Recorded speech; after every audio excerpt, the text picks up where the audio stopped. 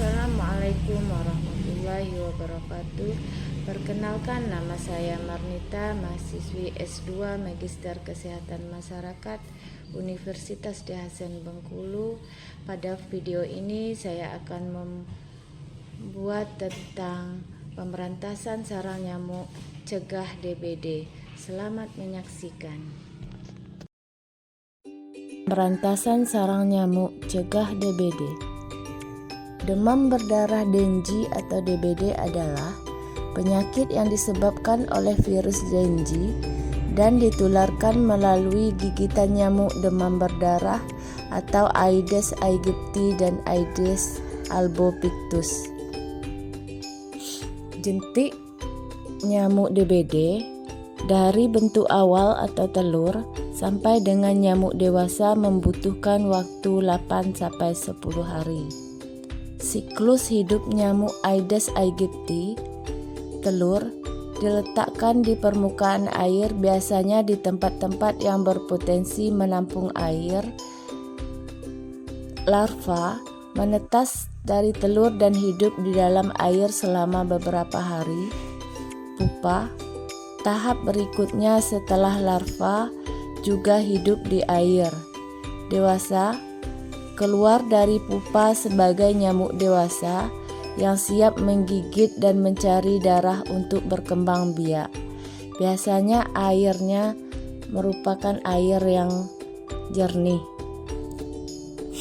Virus Dengue terdiri dari 4, yaitu Den 1, Den 2, Den 3, dan Den 4. Begitu pulih dari demam berdarah, imunitas akan terbentuk, namun hanya sampai strain tertentu sehingga dimungkinkan dapat terinfeksi lagi. Ciri-ciri nyamuk Aedes aegypti: yang pertama, memiliki bentuk relatif kecil, adanya corak loreng-loreng putih dan hitam pada kaki dan bagian tubuh lainnya, menggigit atau menghisap darah manusia pada pagi hari jam 9 sampai 10 dan sore hari jam 15 sampai 16. Senang hinggap pada pakaian yang digantung di kamar. Kita harus mengenali gejala awal dari DBD. Yang pertama yaitu panas tinggi secara berkala hingga 2 sampai 7 hari, nyeri sendi, otot, diare, sakit perut di ulu hati, bintik merah di kulit, muntah, mimisan, gusi berdarah. Fase demam berdarah. Fase demam yaitu hari pertama sampai ketiga. Demam tinggi sampai 40 derajat Celcius, disertai nyeri otot di seluruh tubuh, sakit kepala, sakit sekitar bola mata, mual dan muntah. Dianjurkan untuk banyak minum. Yang kedua, fase kritis yaitu hari keempat sampai kelima, atau disebut juga fase pengecoh, ditandai dengan penurunan suhu tubuh sampai 37 derajat Celcius. Apabila tidak mendapatkan pengobatan, trombosit akan terus-menerus menurun secara drastis dan pendarahan yang tidak disadari atau kebocoran pembuluh darah. Fase penyembuhan hari ke-6 sampai ke-7 akan kembali merasa demam, trombosit akan kembali naik, peningkatan nafsu makan. Pertolongan pertama apabila kita demam berdarah: yang pertama, minum air putih sebanyak mungkin, turunkan panas dengan obat dan kompres dengan air hangat, makan makanan yang bergizi dalam jumlah yang lebih. Cara mencegah demam berdarah dengan 3M+.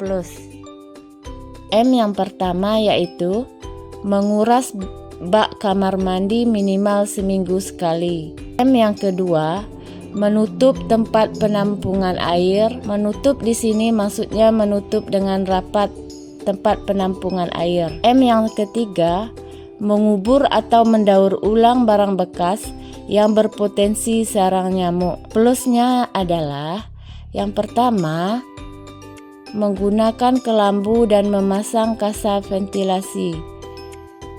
Yang kedua, menyemprot obat pembasmi nyamuk serangga. Yang ketiga, menggunakan lotion anti nyamuk. Yang keempat, jangan menggantung baju terlalu lama. Yang kelima, dengan cara pengasapan atau fogging. Dengan fogging, hanya membunuh nyamuk dewasa. Yang keenam, menghindari bepergian di daerah endemis DBD. Tips mencegah DBD. Yang pertama, menghilangkan tempat perkembangbiakan nyamuk, menguras dan membersihkan tempat yang sering menampung air seperti bak mandi, ember, pot bunga, tempat minum hewan peliharaan, dan tempat penampungan air lainnya secara rutin minimal seminggu sekali. Menutup rapat tempat penampungan air agar nyamuk tidak dapat masuk dan bertelur. Mengubur atau mendaur ulang barang-barang bekas yang dapat menampung air hujan seperti ban bekas, botol, kaleng, dan sebagainya. Yang kedua, menggunakan repelen dan pakaian pelindung.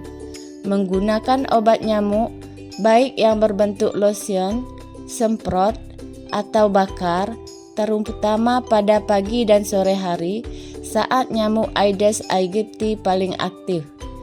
Memakai pakaian yang menutupi kulit seperti baju, lengan panjang, dan celana panjang saat berada di luar rumah. 3. Memasang kelambu dan kawat nyamuk. Menggunakan kelambu saat tidur untuk mencegah gigitan nyamuk. Memasang kawat nyamuk di jendela dan pintu untuk mencegah nyamuk masuk di dalam rumah. 4. Fogging dan pengasapan. Melakukan fogging atau pengasapan secara berkala di lingkungan sekitar, terutama saat terjadi kasus DBD untuk membunuh nyamuk dewasa. Memastikan fogging dilakukan dengan benar oleh petugas yang berwenang agar efektif. 5. Mengedukasi dan melakukan 3M+. Mengedukasi anggota keluarga dan masyarakat sekitar tentang bahaya dan cara pencegahan DBD.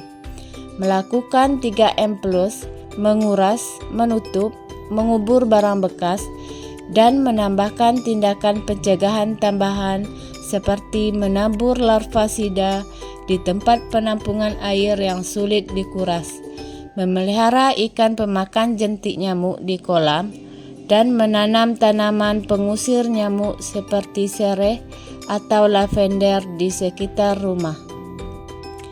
Gerakan serentak untuk mencegah demam berdarah, Dengue atau DBD, adalah upaya bersama yang melibatkan seluruh lapisan masyarakat, pemerintah, dan berbagai organisasi.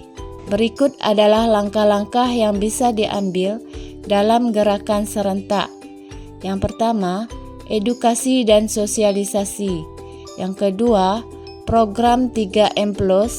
Yang ketiga, pengawasan dan monitoring. Yang keempat, pemberantasan sarang nyamuk atau PSN. Yang kelima, kolaborasi antar sektor.